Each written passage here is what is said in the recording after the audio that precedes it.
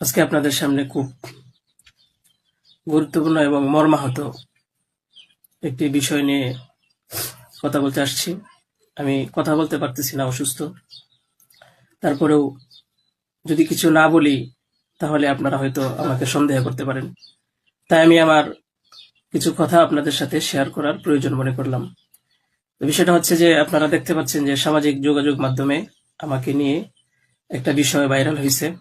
বিভিন্ন পত্র-পত্রিকায় সেগুলো হয়তো প্রচার হচ্ছে। তো আমি আপনাদের বলবো যে এই বিষয়টার সাথে, যে বিষয়টা মেঘলা নামক একটা মেয়ে এবং আমার ছবি দিয়ে যে একটা অপপ্রচার করা হচ্ছে, অপবাদ রটানো হচ্ছে, এটার সাথে আমি কোনোভাবেই সম্পৃক্ত না। আমি এটার বিষয়ে কিছুই জানি না।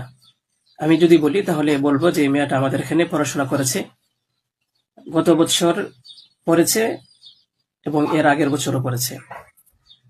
তো এর আগের বছর পূর্ণ বছর পড়াশোনা করার পরে সে আমাদের মাদ্রাসা থেকে চলে যায়। তো পরবর্তী বছর যখন মাদ্রাসা শুরু হলো তখন আমরা খোঁজ নিয়ে জানতে পারলাম যে কে কে আসে নাই।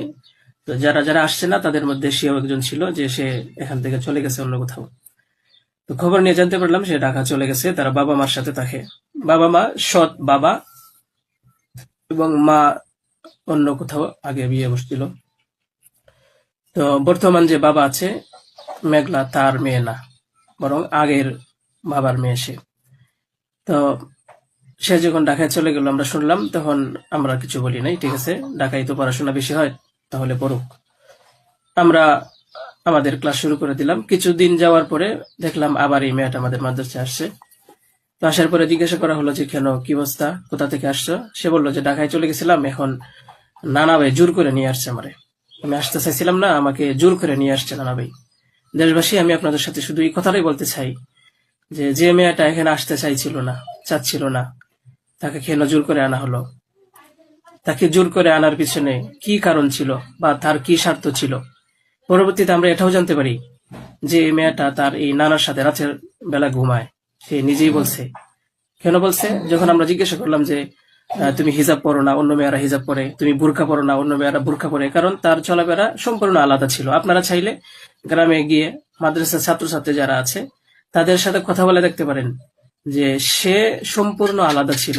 তার কোনো কিছুই আমাদের কমনের ভিতরে ছিল না, আমরা তাকে কন্ট্রোল করতে পারতেছিলাম না।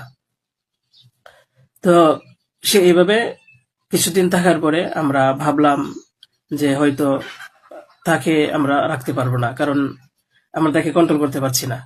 হয়তো মেয়েটা অন্য কোথাও গিয়ে যদি কন্ট্রোলে থাকতে পারে, পড়াশোনা